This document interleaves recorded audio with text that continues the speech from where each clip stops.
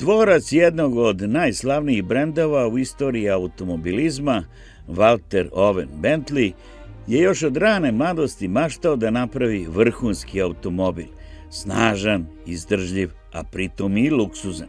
Svoje snove uspeo je da pretvori u stvarnost i već prva decenija u poslovanju donosi mu veliki uspeh.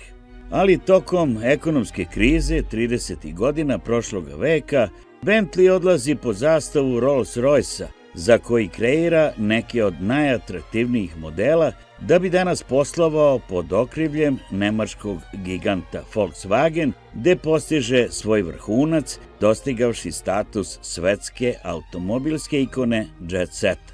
Međutim, naša priča koju danas započinjemo iz jednog drugog ugla izmešta nas iz globalnih i istorijskih okvira nastanka ovog prestižnog automobila i njen fokus usmerava na ove prostore u ovo vreme i još sve to u Jagodinu, u kojoj je na restauraciju stigao model Bentley S1 sa krštenicom iz 1957. godine.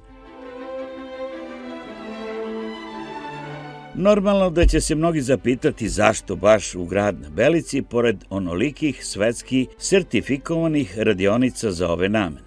Možda se najjednostavniji odgovor nalazi u podatku da u Jagodini ima majstora i zaljubljenika u stare modele koji svojim znanjem i strpljenjem u procesu restauracije upravo oldtimerima, kako se to obično kaže, mogu da povrate dušu i udahnu im neku novu mladost koje su im godine potrošile.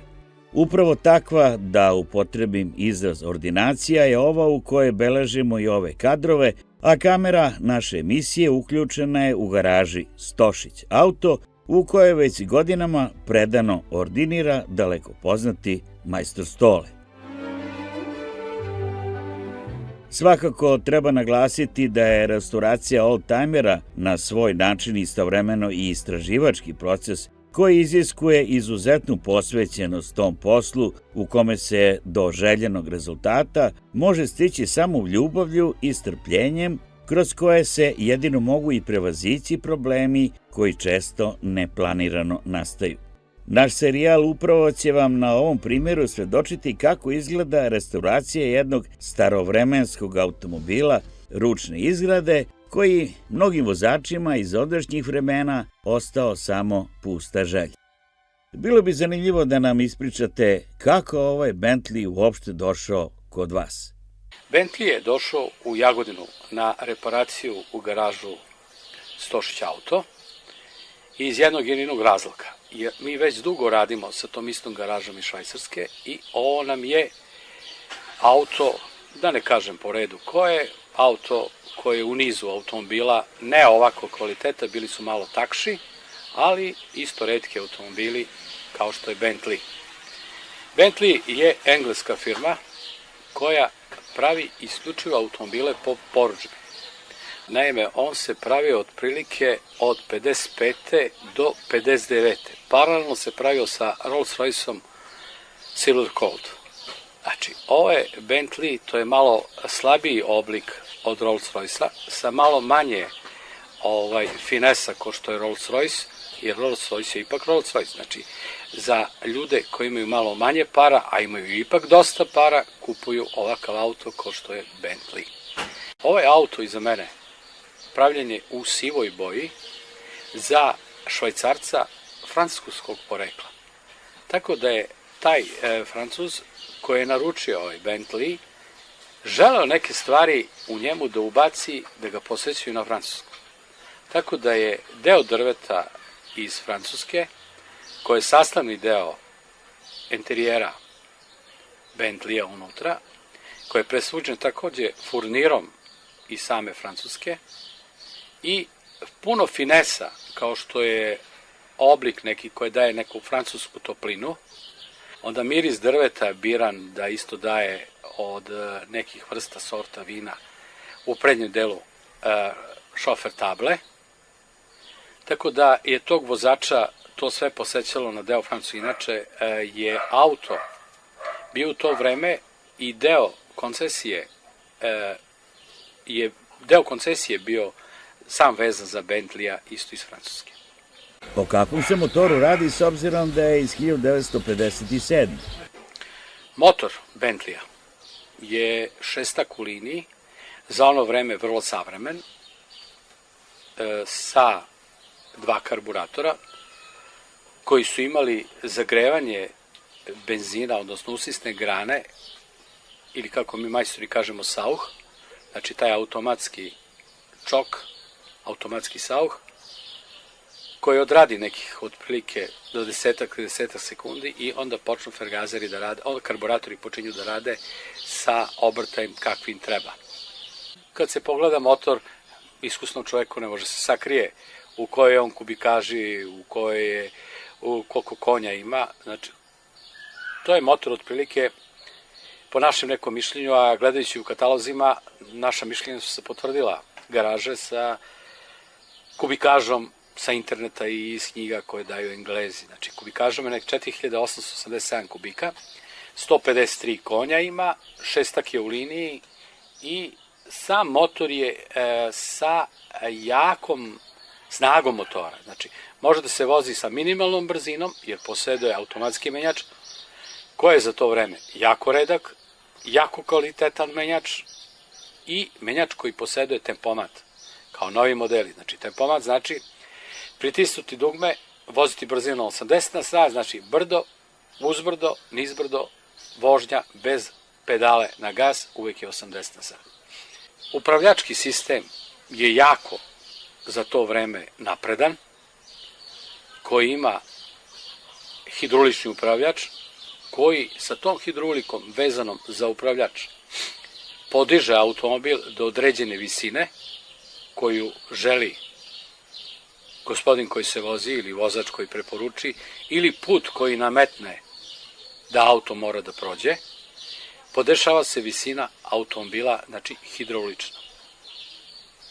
Pravilo, automobil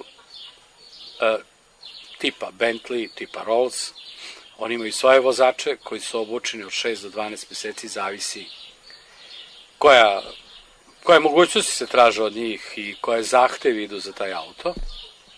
Recimo, konkretno ovaj Bentley, kad se upali, 15 do 20 sekundi prođe pre nego što ta hidrolika proradi i podesi se visina. Onda se naprave par krugova kroz dvorište imanja, da bi se rasporedio pritisak u gumama samog vozila, jer se povećava udobnost i rasporedom količine vazduha u gumama.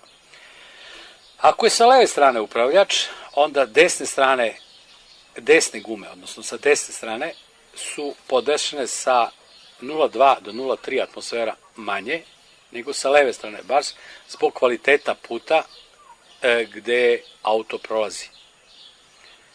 Automatski menjač poseduje 4 brzine i 5. brzinu kao rikvers. Nema klasični parking na menjaču, ima neutral na kome samo može auto da se startuje. Diferencijal ima tipa zatvorenog tipa, nema blokirače, nema ništa na diferencijalu, špere i ostalo. Za to vreme su imali neki modeli na kojima se zahtevalo, ovaj lično nema.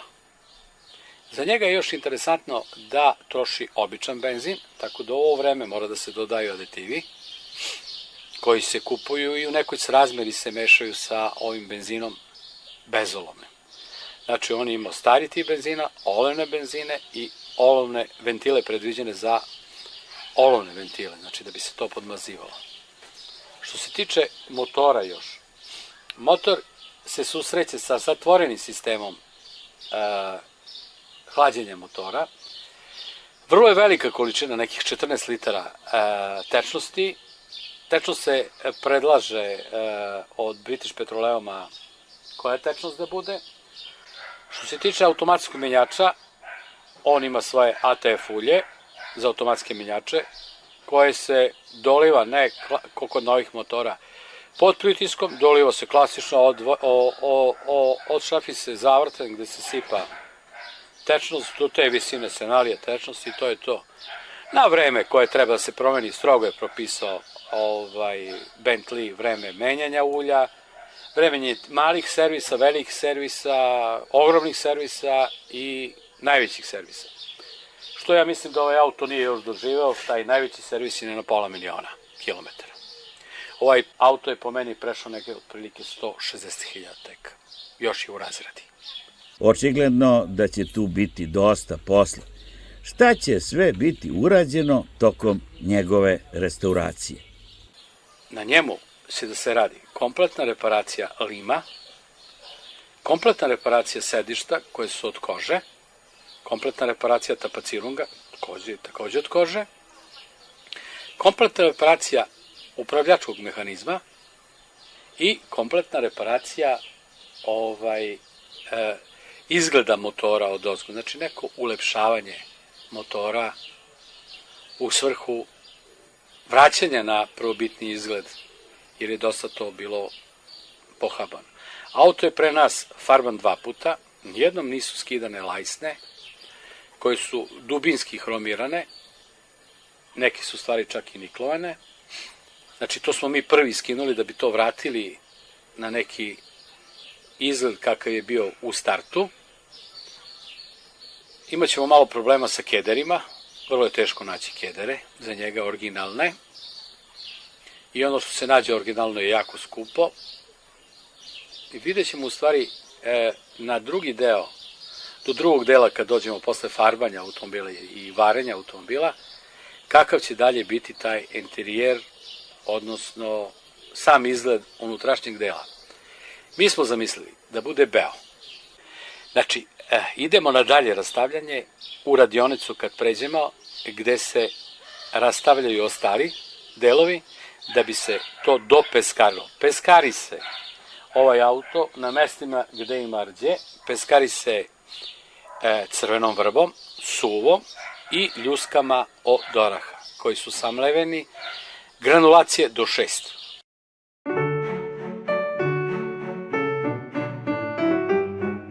Ovo je, poštovani gledalci, kraj prvog dela serijala o restauraciji ovog automobila koji nosi Bentleyevu marku model S1, a kroz naredne emisije pratit ćemo hronološki sve ono što će na ovom automobilu vratiti u njegovoj originalnosti i lepoti kako bi ponovo i ponosno jezdio svetskim drumovima.